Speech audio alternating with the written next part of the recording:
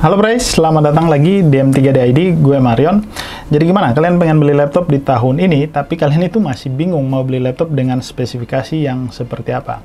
Kalian nonton video ini sampai selesai, gue jamin kalian nggak akan salah milih spesifikasi laptop yang cocok buat kalian.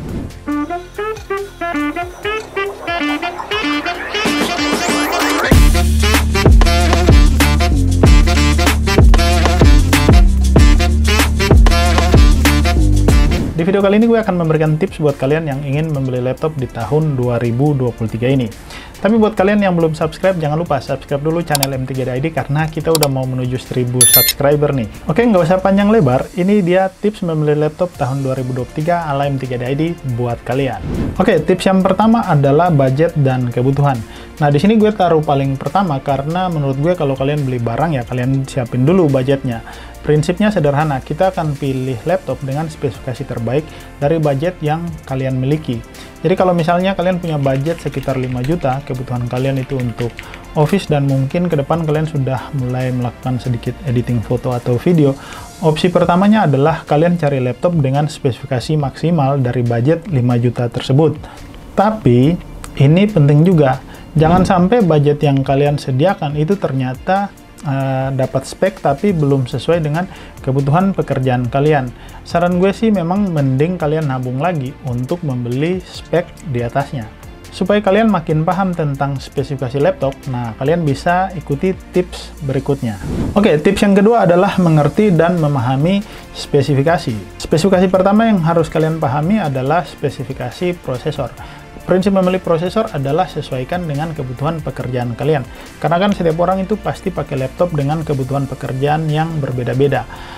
Ada yang kerjanya meeting online, kemudian ada yang suka main game, ada juga kerjanya editor foto atau video, tapi ada juga orang yang kerjanya itu cuma menggunakan Office, Word, Excel, dan PowerPoint. Sederhananya seperti ini. Kalau dari sisi kebutuhan pekerjaan, kalau kalian kerjanya itu cuma meeting online, sebatas menggunakan Office, sebenarnya menggunakan Intel Celeron, Pentium, atau AMD Athlon, itu sebenarnya sudah cukup. Atau kalau kalian pengen upgrade, bisa kalian ke Intel Core i3 atau AMD Ryzen 3. Kalau kalian yang pengen main game dan sudah mulai melakukan pekerjaan editing, baik foto dan video, gue saranin menggunakan laptop dengan prosesor minimal Intel Core i5 atau AMD Ryzen 5. Oh ya, khusus buat kalian yang pengen main game di laptop, selain minimal prosesor di Core i5 atau AMD Ryzen 5, sebaiknya kalian beli laptop gaming yang seperti ini, yang sudah punya GPU eksternal. Kalian yang pekerjaannya sebagai editor foto atau video, atau bahkan sebagai animator yang kerjanya sering banget melakukan render, sudah wajib banget kalian beli laptop minimal Core i7 atau AMD Ryzen 7.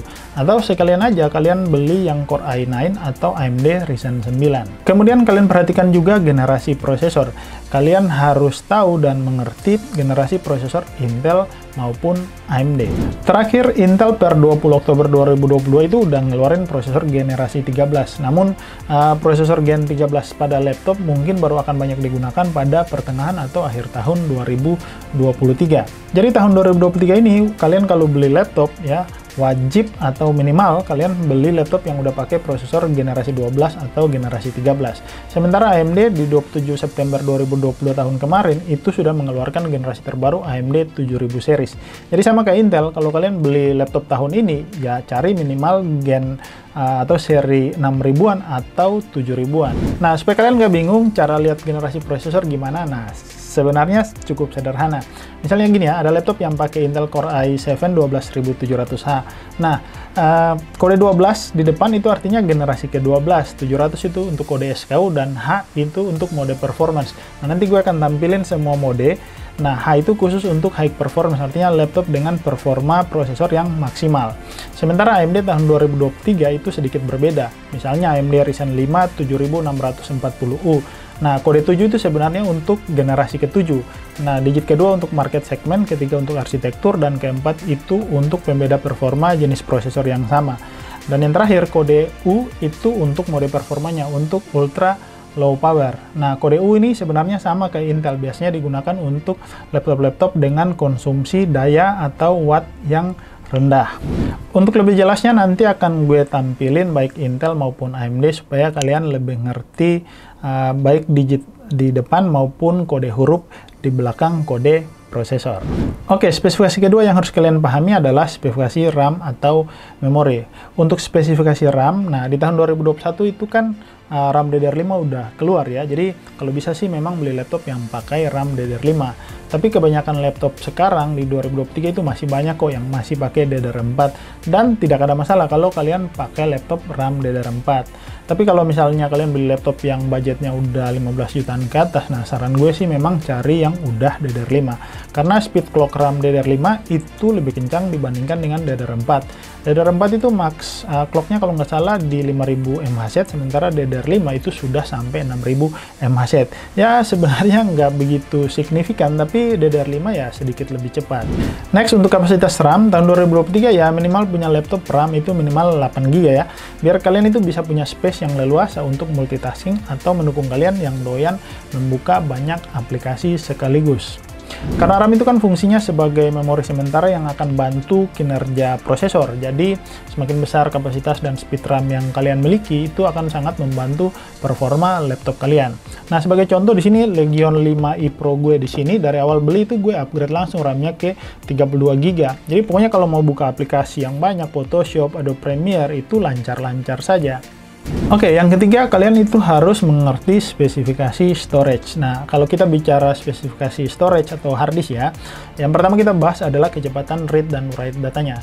Jadi gini, hard disk laptop itu sekarang ada yang pakai eMMC, ada yang SSD SATA, dan ada SSD M2 NVMe. Kalau eMMC itu maksimal read-write datanya 400 MB per second, sementara SSD SATA itu sudah hampir ada yang 1000 MB per second kalau nggak salah. Kemudian SSD M2 NVMe untuk Gen 3 itu 3000 MB per second, sementara yang Gen 4 itu sudah mencapai 7000 MB per second. Nah, jadi sekarang kan kalian sudah tahu kecepatan read dan write data dari masing-masing hard disk yang gue sebutin tadi. Jadi kalau bisa kalian beli laptop ya, di tahun ini itu udah pakai yang Gen 3 atau Gen 4 untuk SSD M2 NVMe 4, karena untuk copy data, loading Windows, loading aplikasi itu pasti lebih satset lah, artinya lebih cepat ya.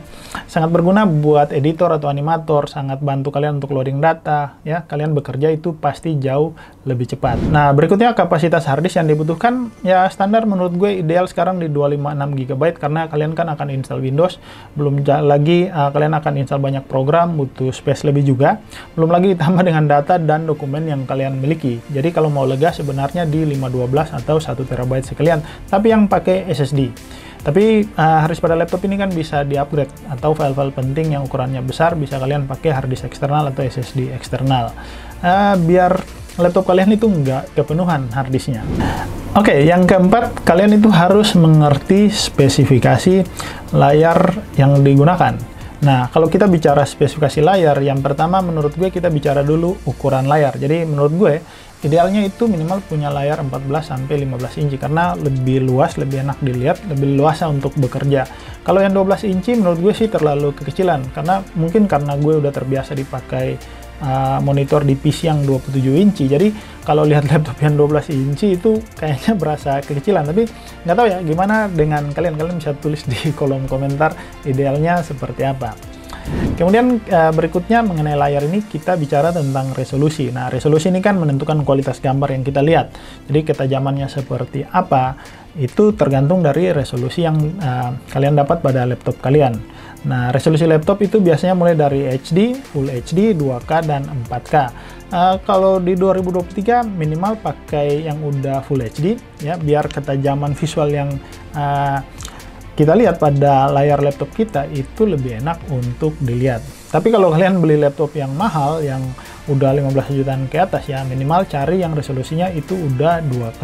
Yang ketiga adalah panel yang digunakan. Jadi ada TN panel, VA, IPS, dan OLED. Nah, TN panel itu biasa kalian tahu biasa digunakan pada laptop-laptop low budget karena memang biaya produksinya murah. VA dan OLED jarang dipakai, tapi ada juga yang pakai OLED. Biasanya sih seri Ultrabook-nya Asus itu sering banget pakai OLED ya. Kemudian kalau saran gue ya, di tahun 2023 kalau bisa kalian beli yang udah IPS panel, karena tapi ini ya, laptop-laptop low budget sekarang itu ada juga loh yang berani kasih panel IPS kayak Xiaomi Redmi Book, kemudian ada Infinix InBook. Nah, itu udah berani memberikan panel IPS buat kalian. Kelebihan panel IPS ini di color gamut dan brightness-nya. Cocok buat kalian editor foto, video, karena kalian akan mendapatkan kualitas warna yang lebih bagus. Kemudian bicara soal spesifikasi layar, yang terakhir itu kita bahas terkait refresh rate. Nah, laptop casual pada umumnya itu kan pakai refresh rate 60 Hz sampai 90 Hz. Sebenarnya bahas refresh rate ini lebih cocok kalau kita bahas laptop gaming ya. Karena laptop gaming itu kan punya GPU eksternal yang bisa menghasilkan FPS atau frame per second yang lebih dibandingkan laptop non-gaming. Di 2023 kalau kalian beli laptop gaming yang high-end itu biasanya udah dapat yang 165 Hz ke atas ya dengan resolusi 2K. Yang low budget gaming ya minimal di 120 Hz dengan resolusi Full HD.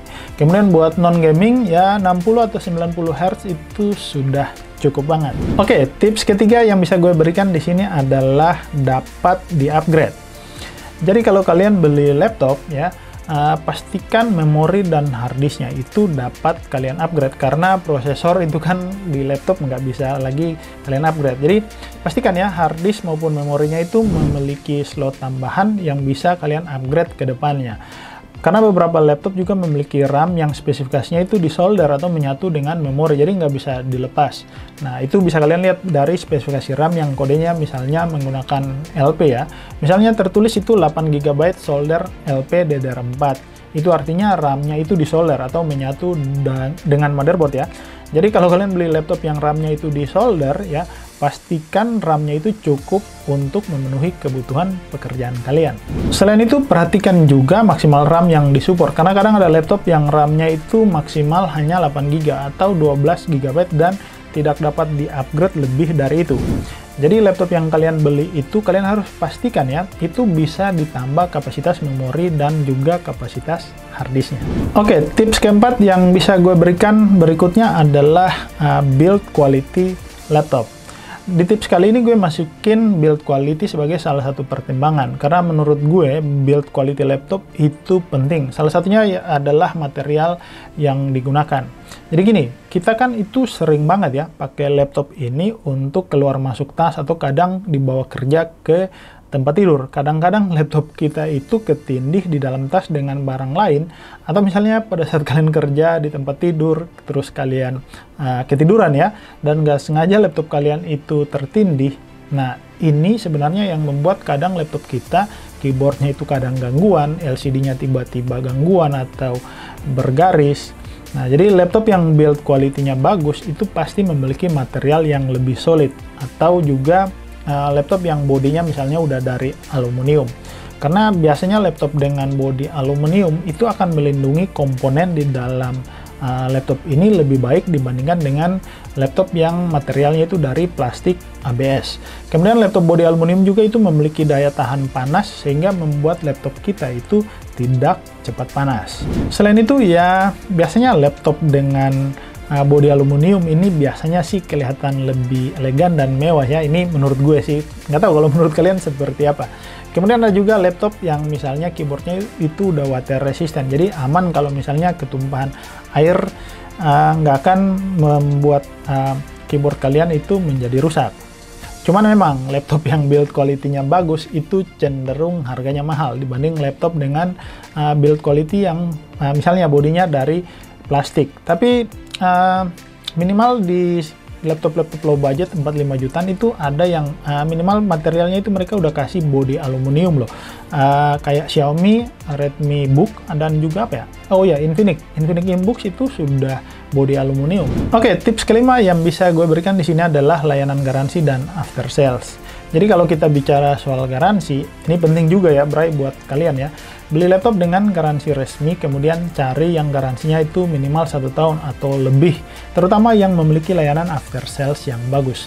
Sebagai contoh gue share di sini buat kalian ya, gue beli Legion 5i Pro ini selain yang pertama spesifikasinya itu bagus, karena sebenarnya Lenovo ini berani memberikan garansi selama 3 tahun dengan garansi premium ADP-nya ya, Accidental Damage Protection. Artinya kalau laptop ini nggak sengaja jatuh karena kesalahan gue misalnya, itu bisa diklaim loh garansinya. Jadi itulah pentingnya ya kita memperhatikan garansi yang diberikan. Sederhananya, cari produk dengan garansi terbaik bagi kita sebagai pembeli. Oke Bray, itu semua tips yang bisa gue berikan buat kalian yang ingin membeli laptop di tahun 2023 ini. Semoga video ini seperti biasa bisa memberikan insight atau pencerahan buat kalian sebelum kalian beli laptop di tahun ini. Buat kalian yang belum subscribe, jangan lupa subscribe dulu karena dengan subscribe artinya kalian mendukung channel ini terus berkembang dan bisa membuat konten-konten yang bermanfaat buat kalian. Thank you.